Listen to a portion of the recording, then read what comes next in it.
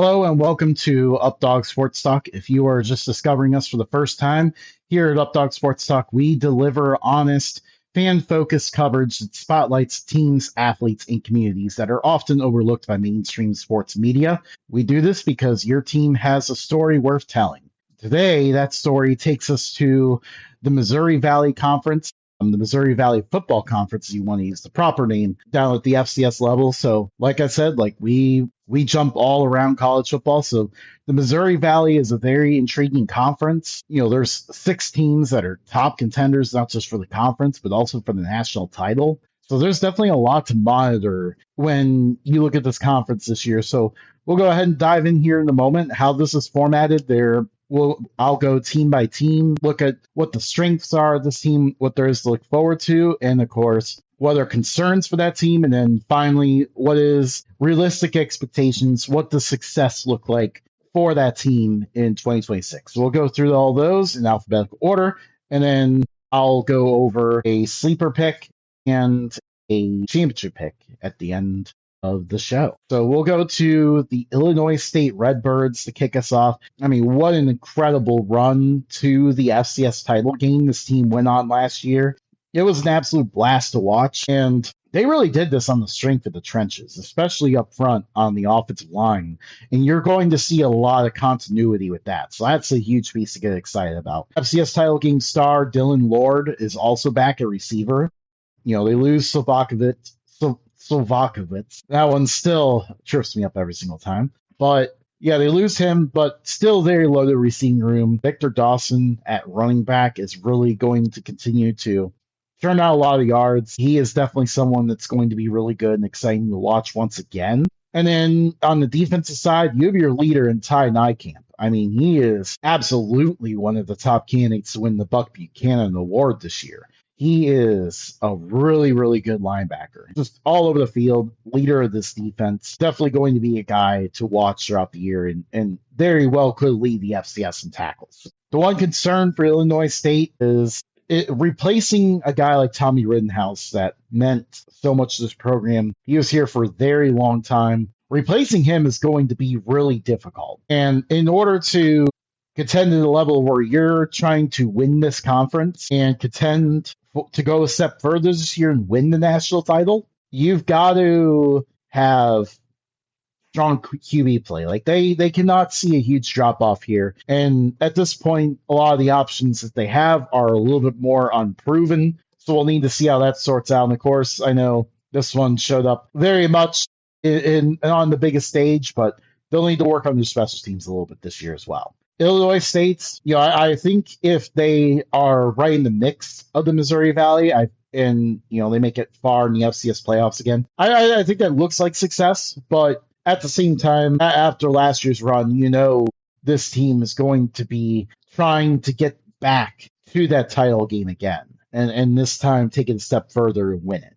They were so close last year, and yeah, that's going to be their target. But I think even if they end up making it to the quarterfinals of the FCS playoffs, I think that would still be considered a really good year, all things considered, with some stars gone. So that's what we look at for Illinois State. Next on the list here, the Indiana State Sycamores. This team has been a struggling program for quite a while now. They put a lot more weight into their basketball program than their football program, but we're starting to see some positive signs a little bit. Don't forget, Indiana State beat South Dakota State last year. One of the wildest results we have seen at the FCS level in some time. So I think there's a little bit of confidence that you can get from that. Like, Indiana State has needed something positive like that for a long time, and I think you ended up with that win. They got a defensive front that, they harassed South Dakota State last year. They don't really give up a lot of run plays, and they like to force a lot of third and longs. So this defensive front is going to be a huge key for this team again in setting the tone. They also get Owens back at quarterback. He was a guy who is pretty talented. Did not get to play much at all last year, so having him back and healthy is going to be another huge key for Indiana State to try to climb out of that. And this is their goal here, is to kind of start to climb out of that bottom rung a little bit. they're going to want to, at the very least, beat Murray State, beat Northern Iowa. We'll talk about those teams a little bit later on. Beat those teams. That set yourselves apart for them. And then, of course, get an upset there. Beat one of the top 6 in this conference, and you start to feel really good about progressively working your way up. So that's the goal for Indiana State. It is very difficult. The gap between the top 6 and the rest in the Missouri Valley is steep. And I mean, it's not that Indiana State is extremely bad, and we'll say about this about some of the other teams, but it's just tough. You gotta compete at top 15 level to start getting some wins. So it's just a very tough and deep conference. We go to another team in a similar circumstance, the Murray State Racers. This team is they're continuing to work on this. Like, Murray State is one of those rare programs you see where they made this move because of basketball. Moving to the Missouri Valley was a huge upgrade for their really, really good basketball program. And football was kind of an afterthought in this move, and basically got sent to be sacrificed here among these elite teams. But they're trying. They're upgrading their facilities. They are attacking the portal like no other. Last year it didn't work out. They added more transfers from the FBS level than anyone, and we did not see the results in the field. But they're doing that again. They're really attacking the portal to try to find some hidden gems in there that can help this team kind of move up a little bit. But again, it is such a huge uphill climb in this conference. And it's a physical conference, and it's going to take time for Murray State to be able to compete at that physical level. So that's going to be a struggle for them once again this year. And really, success for them looks like winning some of those games against, I mentioned it before, there's really the trio there, Indiana State, Murray State, and Northern Iowa, who are kind of figuring things out a little bit. Winning some of those games against your peers are going to be huge. Win some non-conference games, and maybe pull an upset. Maybe pull an upset against one of the top teams, and I think that would look like success. But even without an upset of a top team, I think just winning a few games would still be a nice position for Murray State this year. At least giving yourself some encouragement and continue to move forward. Again, working to upgrade stuff. On the back end, they're starting to look more like a Missouri Valley football team, but it's just going to take time to get there on the field. That is the next step for Murray State. The North Dakota Fighting Hawks are next on the list, and this is a team that last year was so close. I mean, so many close losses. They early in the year, I think they actually opened their season nearly taking down Kansas State in Manhattan, Kansas. They had that game won and just kind of let it go at the end, and that kind of set the tone for the season. There were several games where North Dakota was right there and just lost. I believe they lost 5 one-score games last year or something like that.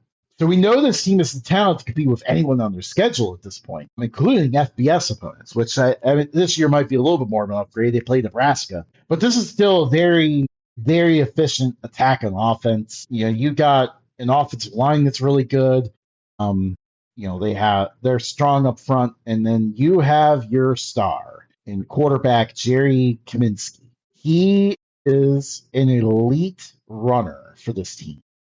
He still needs to work his way as a passer a little bit. That's going to be his next step, is to kind of become a little bit more accurate in the passing game. But he is definitely a very good quarterback, one of the top quarterbacks in this conference. There's one quarterback that we'll talk about later that probably is the only reason why he isn't the top conference. Why he isn't the top quarterback in the conference. But yeah, this offense is going to be really good. You got Lance Rucker leading the defense. He is an edge rusher that's going to create problems for people. They're going to be really strong in the defensive line overall. So there is a lot to love about the defense as well. But the one area to watch is the secondary can sometimes be a little vulnerable. They can kind of give up some big pass plays sometimes. And overall, again, just being able to close out games. Finishing the job is going to be a huge, huge key for North Dakota this year. Do that, and sky's the limit. I think for them, their goal this year and success looks like competing towards the top of the FCS, competing in this conference, and managing to finish. I would say the quarterfinals of the FCS playoffs look really good for them. I think at that point you're really encouraged. But I mean, again, the sky's the limit for this team with the stars you have. So who knows if they could accomplish more than that. When you talk about the Dakotas in this conference, and I know North Dakota State, their old rivals are now gone. North Dakota is the least accomplished of those. High standards all around because all of them have been really good. But North Dakota is the only one that hasn't really made it this far. I think there's going to be a huge celebration if they make it to the semifinals. They have not done that yet. So that would look really good for them. That gets us to our next team, the Northern Iowa Panthers. They are a team that is kind of starting a new era here. Coach retired after a long time being their head coach. So what is this going to look like? That's a little bit of mystery, but I mean, this is a program that you usually expect a war in the trenches. Like they are dominated the line of scrimmage. There's a lot of history, good O-line play here too. So there's definitely a lot with that. And, they're a tricky team to play anytime you come to the Unidome. So that's always going to be something to watch. And their quarterback, Jackson Daly, is back. He could continue to try to take a step forward a little bit. Having a returning quarterback is always so huge. But the concern, of course, is we saw this program kind of tail off the last few years. And in the Missouri Valley, it's a lot easier to fall off than it is to come back. It's a long road back usually because, again, you have to compete at nearly a top 15 level to crack into that top 6 right now. So that's going to be really difficult for them. And simply put, their offense needs to be more consistent. They need to get more points up the board consistently in order to take that next step forward. I think looking better this year is going to be the key. I mean, again, this is the beginning of a new era. Set the tone early. Win those games against Indiana State and Murray State. I know I said that for both of those teams as well, but that's the case for them. Like when you're in that area there, the Missouri Valley, beating the other teams, setting yourselves apart from the teams that are currently trying to work their way back up is going to be a key. And then, of course, win some of these games against one of the top teams, especially when they come to the Unidome. Get one of those wins, and all of a sudden you're feeling pretty encouraged moving into the future here. That's what it's all about for this program. We know this program can compete at a high level. They have done it before. They have been on the biggest stage, so it's just all about getting there. And I hope we see it soon because Northern Iowa was always a program that was just so good, and it was exciting to see them. And of course, like you circle on the calendar when they play an FBS opponent because there's a good chance they could win that game. So I'm excited to see them work to build and get back to that. The South Dakota Coyotes are next. They are going through yet another change. Their head coach left to be the defensive coordinator at Rutgers. Now they begin a new era once again. And I think this is still going to, I mean, the roots are here. Like this is a really good winning culture now. Their defense is going to throw a lot at opponents, try to force turnovers and all that. This team has gotten, South Dakota has grown so much in the trenches the last few years, and that's been a huge key to them becoming such a successful program lately. So that's going to continue. And their running back room is elite. Like that room goes 4 deep at the position. They are absolutely loaded there. So they're going to be able to wear teams out with this run game. And looks like they're about to go young at quarterback, but I think there's a lot of excitement and hope about their QB. I'm not going to butcher his name, but there's a very clear favorite emerging there, and he is someone that their fans are really excited about. Internally, they appear to be excited about him, so I think that's going to be a strength as well. But, I mean, really the concern is just you're on, after being coached by the same coach for a long time, this program is now going into their 3rd coach in 3 seasons. It's a lot of turnover, a lot of coaching changes. Can they maintain the success they have found lately with yet another coaching change? That is going to be the question for this team. And I've noticed this team kind of, in terms of the top 6, they're usually rated a little bit lower, probably around 5, maybe only ahead of SIU. So there's a little bit, they're still top 15, but there's still a little bit of caution, I've noticed, of preseason projections of this team. But I think you proved to be more competitive than expected, finish in the top four of the conference, win some games in the playoffs, maybe make the quarterfinals at least. And I think that looks like that's a successful season for them. I mean, the other part is got to beat South Dakota State. Easier said than done, but that is something that they will be very determined to do. They do not like each other. So that gets us to South Dakota State now. We'll pivot there to the Jackrabbits.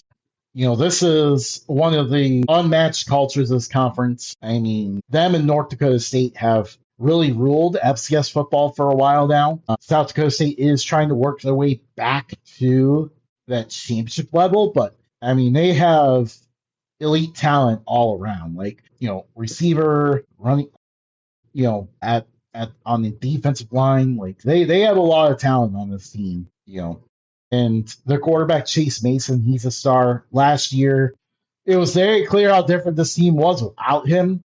They sorely missed him when he got hurt. He came back in the playoffs and played a little bit better. So yeah, he's going to be one of the stars of this team. But yeah, I think overall, like this is, I feel like this is one of the most elite rosters in FCS football. Like this is one of your top title contenders for sure. Last year is a brief dip a little bit, but I think they're working their way back. That being said, still a thing to watch here is, last year's run of injuries did expose depth issues, especially at quarterback, but also in other areas of the roster as well. So they're usually a machine when it comes to developing players, but we saw a little bit of cracks in that last year. Were they able to resolve that this offseason? That'll be the big question. And it's not a huge issue, but it's something that could prevent them from contending for a national title if they see those issues creep back up again. And Missouri Valley title as well. I would consider them the favorite at this point. So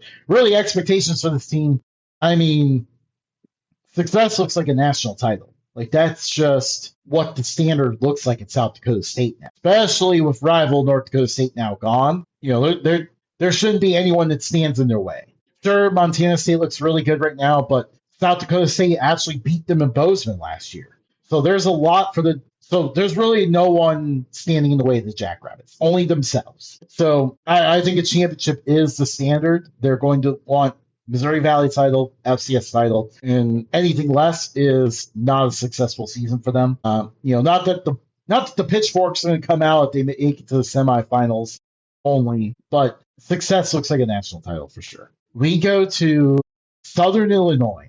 This is one of the more intriguing teams in the conference, to say the least. They have a passing game that's really good. DJ Williams is a star quarterback, and his receivers that he's throwing to are really, really good. They continue to get better at that position, and their defense is going to be aggressive as well. They're going to attack teams. It's a really aggressive team in general that makes them so exciting. But at the same time, that defensive aggression sometimes allows for big plays. If they don't create a negative play getting after the quarterback, sometimes they can be left vulnerable on the back end. So defense still needs some work a little bit on that, avoiding those big plays. And then, of course, DJ Williams must stay healthy. Last year, things fell apart when he got hurt. In general, like this program has been really snake bitten by injuries, it feels like. That's why we keep seeing them show up in the preseason, top 16 or something, and then end up disappointing.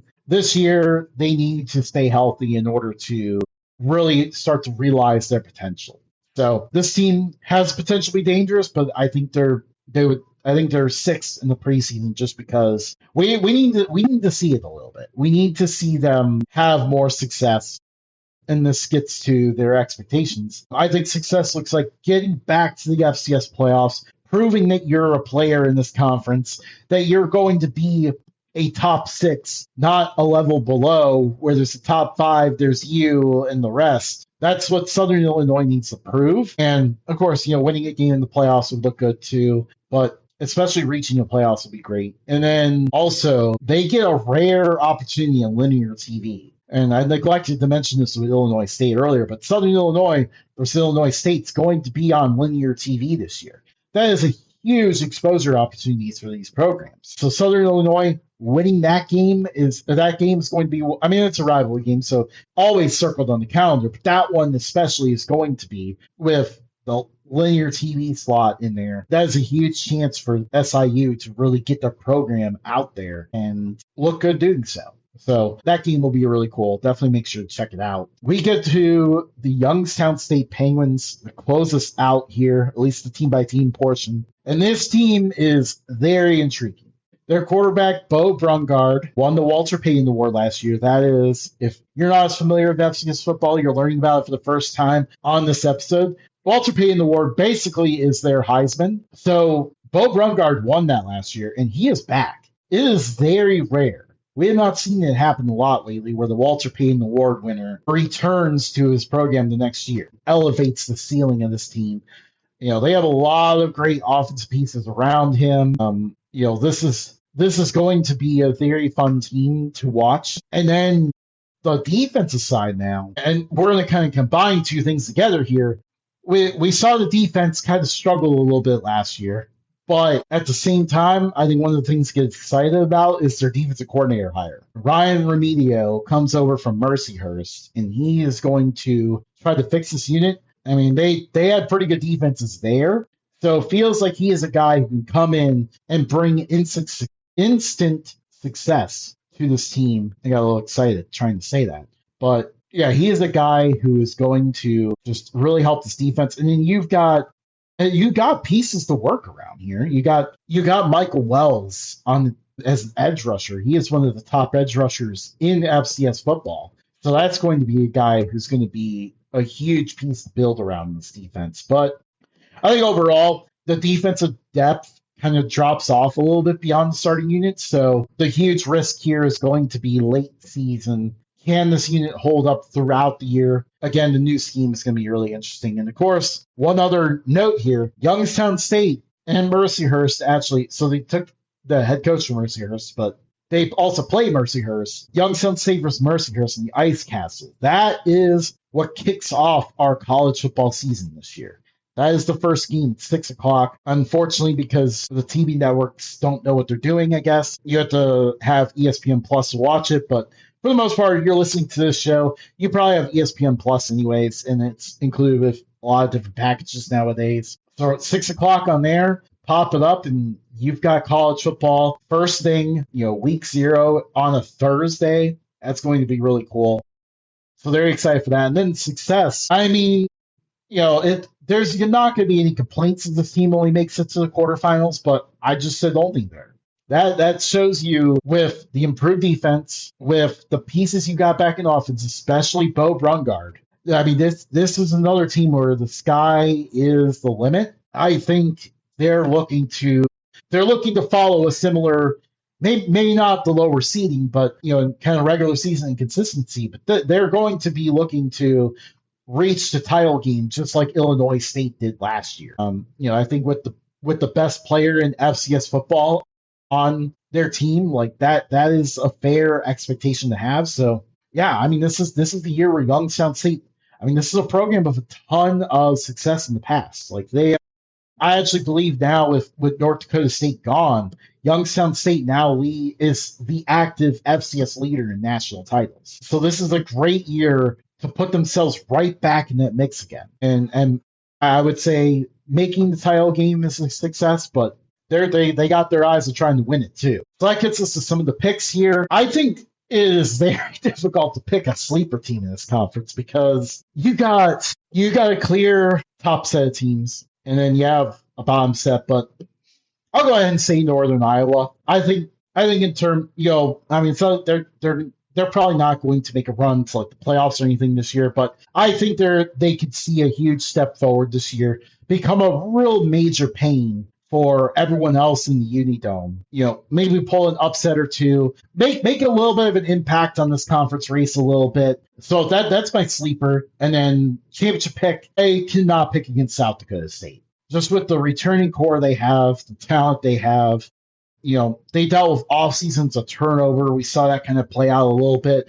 But now we entered this year kind of with to keep the same coach. There's a little bit more continuity going on with this year's squad. they're going to get back to the top of the conference. I have them winning the Missouri Valley. Youngstown State and North Dakota are probably my next two contenders there. But yeah, I'm going to go with South Dakota State in this one. It's just tough to pick against them.